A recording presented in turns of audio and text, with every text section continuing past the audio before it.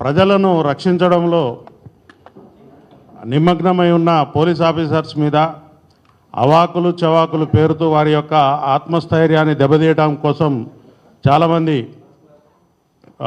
ఒక విధంగా చెప్పాలంటే బడా బాబులు అంటే డబ్బు మదంతో పోలీసు ఆఫీసర్స్ మీద అవాకులు చవాకులు పేలుతూ ఉన్నారు. ఈ మధ్యకాలంలో వారి యొక్క ఇన్వెస్టిగేషన్ని కూడా ప్రభావితం చేసే విధంగా మాటలు మాట్లాడుతూ ఉన్నారు. నువ్వు చేసేదేంటి? నీకు ఎవడిస్తున్నాడు గైడెన్స్?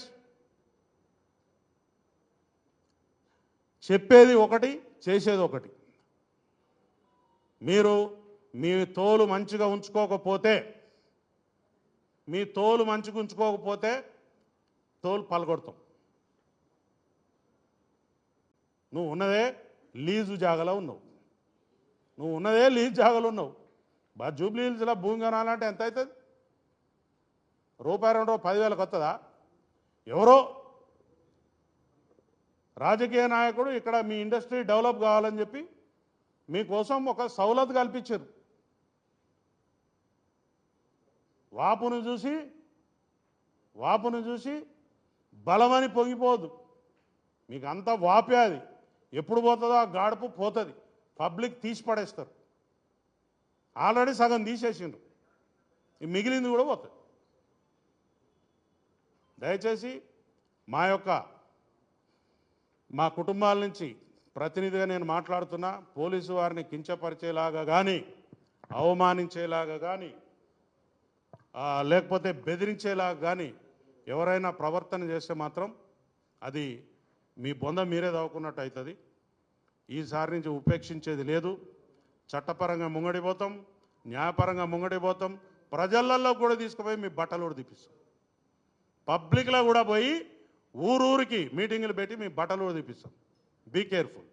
ఒకసారి సినిమా తీసేటప్పుడు మా బిడ్డలు గరీబోళ్ళు ఎందుకు నీ 3,000 5,000 రూపాయల టికెట్లు కొని ఎందుకు పోవాలి? దానికి ఒక హైప్ క్రియేట్ చేస్తున్నావు. దానికి ఒక థియేటర్ లేకుండా, ఇంకొక కొత్త సినిమా లేకుండా మీరు సినిమాలను పంచుకుని టైమ్లీ నెలకొకడు సినిమా పెట్టుకోవాలి. ఆ సినిమా తప్ప ఇంకొక సినిమా ఆడద్దు. ఏముంది మీ దాదాగిరి? మీకు ఆ రైట్ ఉందా?